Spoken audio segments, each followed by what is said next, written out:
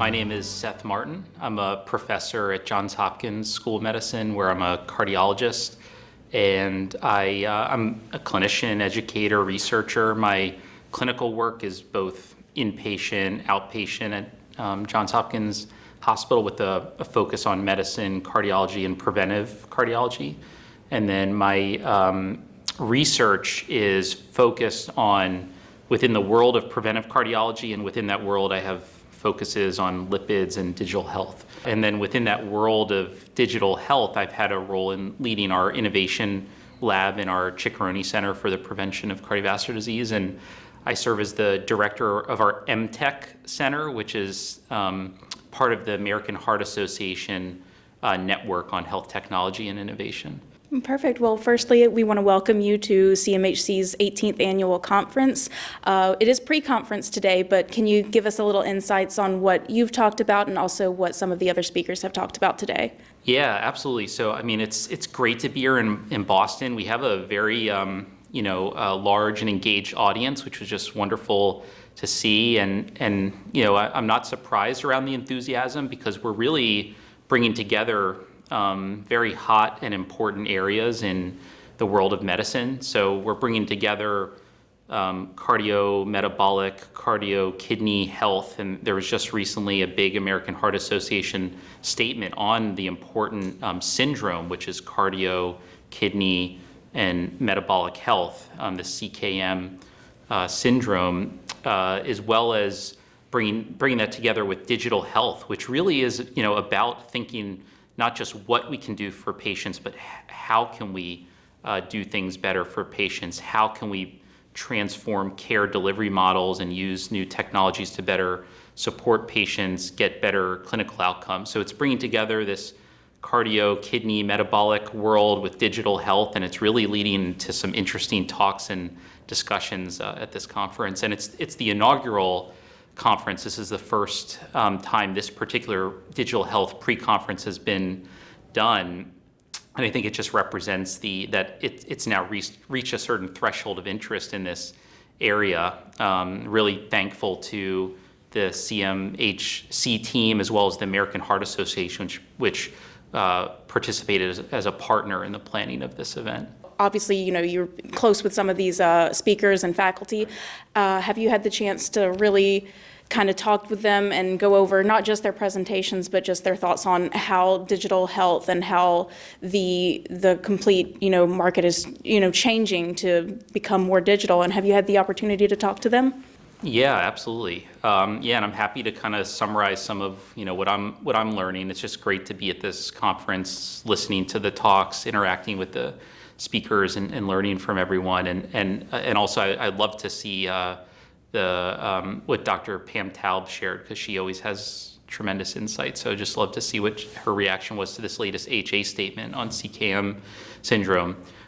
In terms of the content here on digital health, so first of all, let's just start with the basics. What is digital health? It's using modern computing devices like the smartphone, like the wearable on my wrist, and other new technologies that bring this rich data and connectivity for health purposes. And fundamentally, it's a chance to collect data longitudinally, but to think about how those data can then lead to insights that can change behaviors. So much of cardio, kidney, metabolic health is fundamentally related to the behaviors that we take on a day-to-day basis with our diet and exercise habits, and so it's really an opportunity to get those insights and empower people to better understand and manage their health, and to do that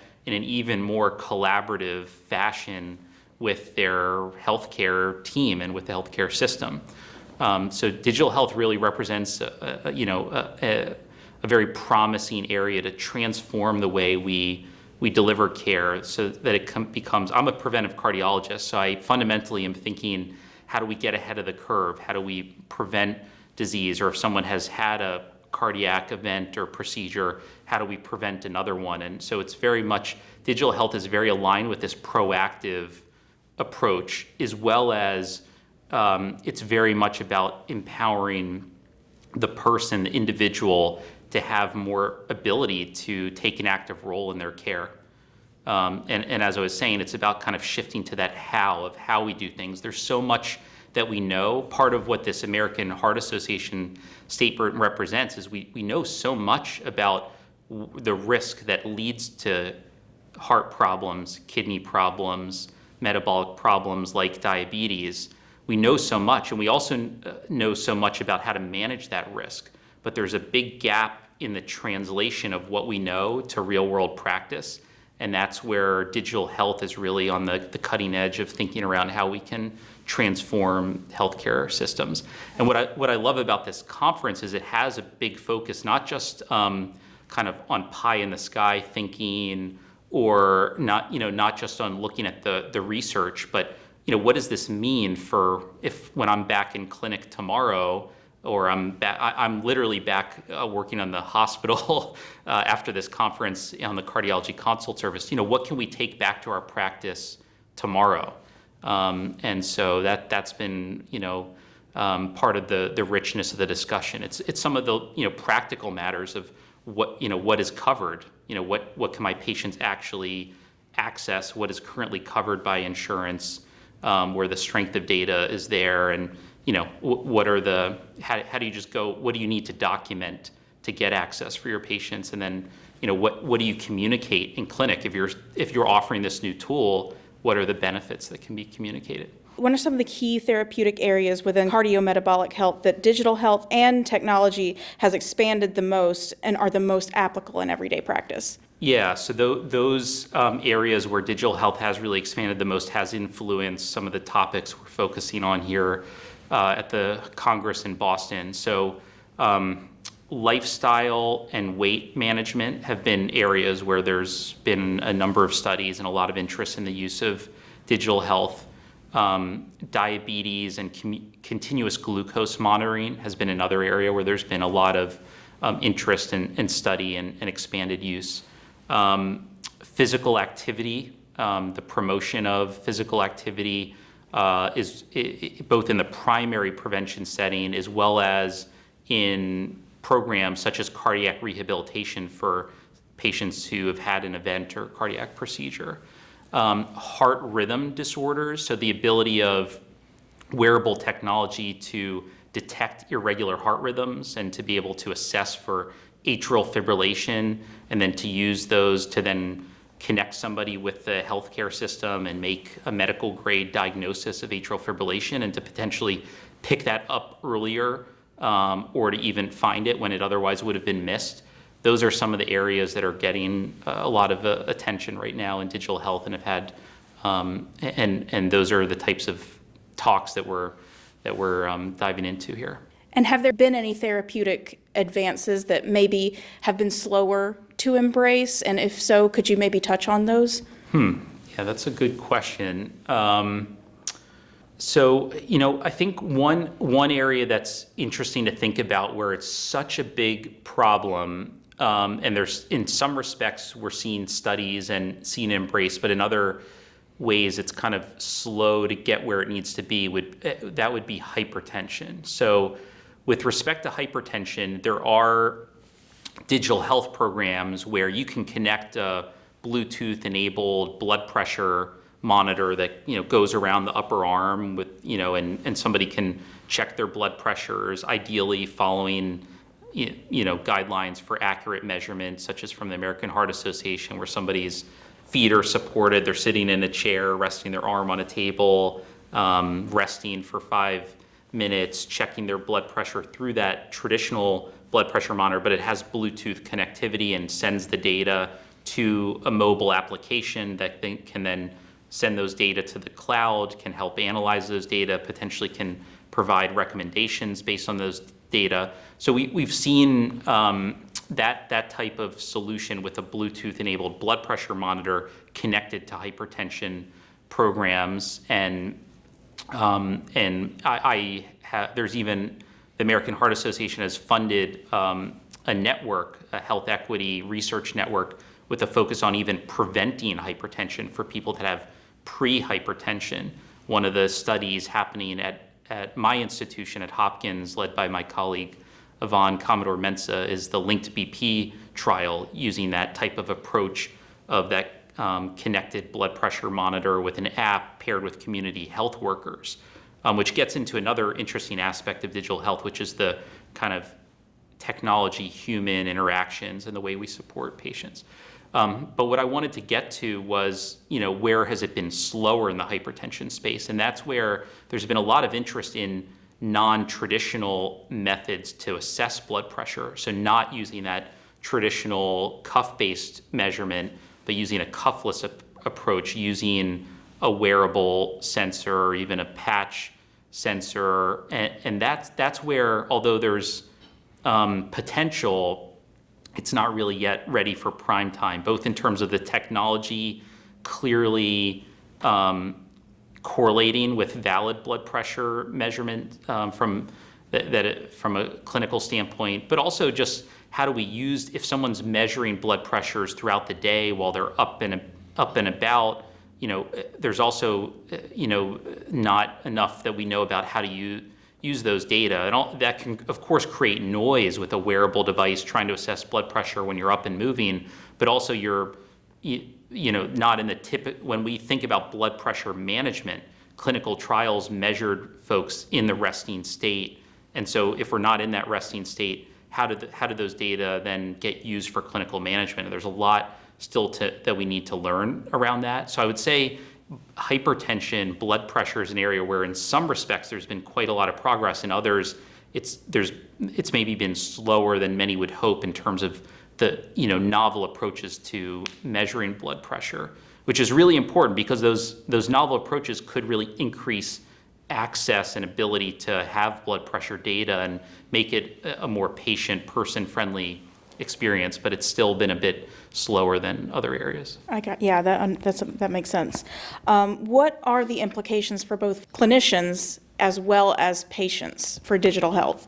I think they're very much related because it's ultimately about teamwork. It's about creating an environment, a system wherein patients and clinicians can collaborate better. And so it's a world wherein a patient is able to do more for themselves because they have better access to data and tools to help them manage things at home and in their community.